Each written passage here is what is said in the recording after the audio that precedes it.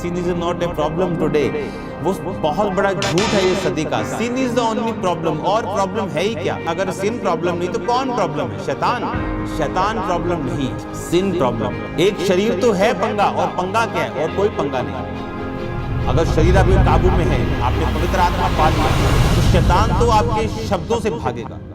गलातिया 5 उसकी 17 आयत में लिखा, क्योंकि शरीर आत्मा के विरोध में और आत्मा शरीर के विरोध में लालसा करता है, ये एक दूसरे के विरोधी हैं, इसलिए कि जो तुम करना चाहते हो वो ना करने पाओ।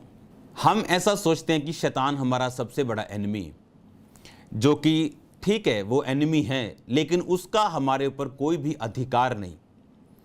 बाइबल ऐसा कहती है हमारा एनिमी जो हम करना चाहते हैं उससे रोकने वाला है, वो हमारा शरीर है। आज जो रुकावट है, मैंने एक व्यक्ति को बोलते हुए सुना कि sin is not a problem today, कि सिन प्रॉब्लम है ही नहीं। तो फिर क्या प्रॉब्लम है अगर सिन प्रॉब्लम नहीं है? तो पूरी बाइबल, पूरी पौलुस की पत्रियां इन चीजों से भरी हुई कि उसने कैसे चरित्र के साथ, करैक्टर के साथ तिमुथियुस को और अपने स्पिरिचुअल सन्स और डॉटर्स को और अपने लोगों को, कलीसियाओं को जो उसने स्थापित की थी, उसने एक अच्छे चरित्र के साथ चलने के लिए बोला। मैं पूरी दुनिया घुमा हूं, मैंने लोगों को बड़े बड़े वरदानों के साथ यूज होते देखा, ऐसे भी लोग देखा जो करैक्टर के बिल्कुल ढीले हैं लेकिन वरदान उनमें काम कर रहे हैं, और मैं पर्सनली उनको जानता हूं। और ऐसे भी लोग हैं जो वरदान भी उनमें काम करते हैं लेकिन वो करैक्टर के भी पक्के हैं। बाइबल ऐसा कहती है कि शरीर जो है वो आत्मा, और आत्मा जो है वो शरीर के विरोध में। जब हम प्रार्थना करने के लिए बैठते हैं, कौन रोकता है हमें? शरीर। जब हम फास्टिंग करते हैं, कौन पंगा लेता है? शरीर। किसको भूख लगती है? शरीर को।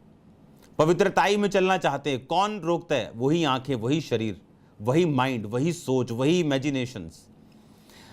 क्यों रोकता है मालूम? कहता है ताकि जो तुम करना चाहते हो वो ना कर पाओ। क्योंकि पवित्र आत्मा ने आपको कुछ काम करने के लिए दिए, ये आप जानते हैं। हर एक क्रिश्चियन जानता है, हर एक व्यक्ति जानता है, और हर एक व्यक्ति जो परमेश्वर में है और बपटाइज हो चुका है, पवित्र आत्मा पा चुका है, वो जानता है कि एक खास मकसद के तहत परमेश्वर ने उसको रखा है। जिस तरह बाइबल कहती, जब नमान कोढ़ी हुआ तो बाइबल कहती वो प्रतिष्ठित था, बड़ा अच्छा था, बड़ा अमीर था, धनी था, परंतु जब बट आ जाता है, परंतु आ जाता है आपकी सारी ब्लेसिंग्स, कि ये इंटेलिजेंट बहुत है, ये बहुत पढ़ा लिखा है, लंबा है, ऊंचा है, पर ये नशा करता है। ये पर जो है वो बंदे की सारी क्वालिटीज को खत्म कर देता है।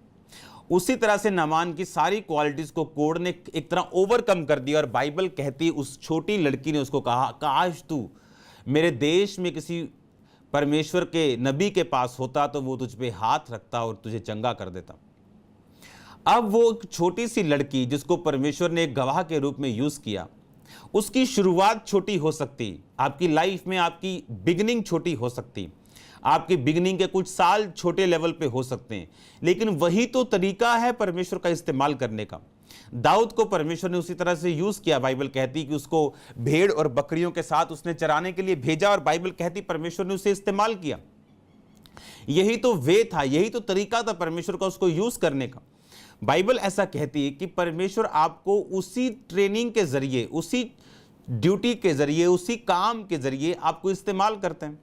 और आपको ये बात मालूम है कि जिस जॉब को, जिस काम को, जिस पोजीशन को परमेश्वर ने आपको दिया, वो एक बिलीवर की हो, वो किसी भी चीज पे हो, आप जानते हैं कि उस पोजीशन पे आपका एक स्पेशल टास्क है जो आपने परफॉर्म करना है, आपकी एक स्पेशल असाइनमेंट है जो परमेश्वर ने आपको दी है।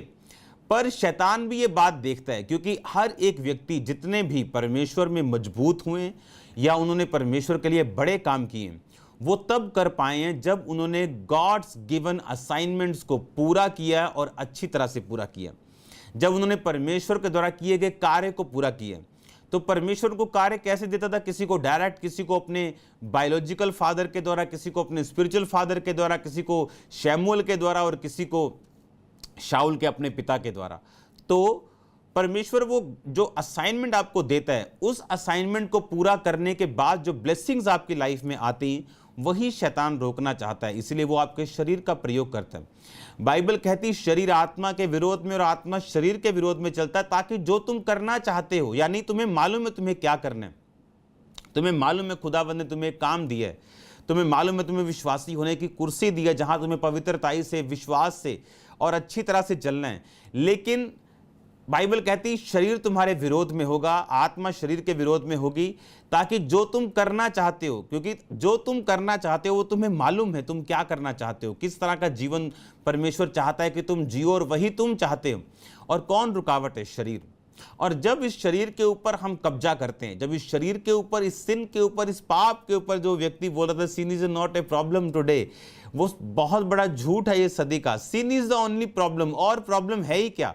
बाइबल तो ऐसा कहती है, शैतान, बाइबल परमेश्वर ने कहा शैतान को मैं गिरा हुआ देख रहा हूं, उसकी शक्तियों को तुम्हारे वश में मैं देता हूं, तो वो तुम्हें किसी वस्तु से हानि नहीं होगी, वो तुम्हें नुकसान नहीं कर सकता, तुम्हें उससे डरने की जरूरत नहीं, तुम उस पर कब्जा करोगे, तुम लताड़ोगे, तुम कुचलोगे, तुम ऐसे ऐसे मारोगे, सांपों को उठा लोगे, उसकी तो परमेश्वर ने औकात ही जीरो कर दी। तो फिर प्रॉब्लम क्या है आज? अगर सिन प्रॉब्लम नहीं तो कौन प्रॉब्लम है? शैतान। शैतान प्रॉब्लम नहीं है, सिन प्रॉब्लम है। इसने यहां नहीं कहा कि शैतान आत्मा के विरोध में और आत्मा शैतान के विरोध में काम करती है ताकि जो तुम करना चाहते हो ना कर पाओ। उसने कहा तुम्हारा ये शरीर, अब्राहम की आशीषों का डिले होने का कारण क्या था? उसका शरीर, उसका उस औरत के साथ, उसकी नौकरानी के साथ सोना, ये उसका प्रॉब्लम थी। और बाइबल कहती है उसकी वजह से वो लेट हुआ, उसकी वजह से उसके घर में डिवीजन हुई, विभाजन हुआ। आज भी शरीर का जन्मा, आज भी आत्मा के जन्मे को सताता है। आज भी वो लोग जो इश्माइल के वंशज हैं अरब देशों की तरफ, आज भी वो उन लोगों को सताते हैं जो आत्मा के जन्मे थे, इजरायली लोग। एक शरीर तो है पंगा, और पंगा क्या है? और कोई पंगा नहीं। अगर शरीर आपके काबू में है, आपने पवित्र आत्मा पा लिया, तो शैतान तो आपके शब्दों से भागेगा, वो आप पे कब्जा नहीं कर सकता। वो जितनी मर्जी ट्राई कर ले, 10 लाख बार ट्राई कर ले, 10 में से 10 लाख बार वो फेल हो जाएगा, कुछ नहीं कर पाएगा, जब तक आप बोल बोल कर उसे मौका नहीं देंगे कि ये बड़ा बड़ा है जी, बड़ा सुंदर है जी। उसकी जब तक आप प्रशंसा नहीं करेंगे तब तक वो कुछ नहीं करेगा। आपके शब्दों से वो काम करता है, वो खुद कुछ नहीं कर सकता। आपको वो सिर्फ डराता है, आपको धमकाता है, झूठ बोलता है आपको कि ये बीमारी मेरे कारण है, और आप अंगीकार करना शुरू कर देते कि ये शैतान के कारण है, और इसी बात से आप फंस जाते हैं, क्योंकि जब आपने वर्ड्स बोल दिए, आप उसके बाद परमेश्वर भी आपको कुछ नहीं कर सकता। और बाइबल कहती है शरीर आत्मा के विरोध में काम करता है। क्यों? कि अब्राहम क्या करना चाहता था? वो परमेश्वर में चलना चाहता था।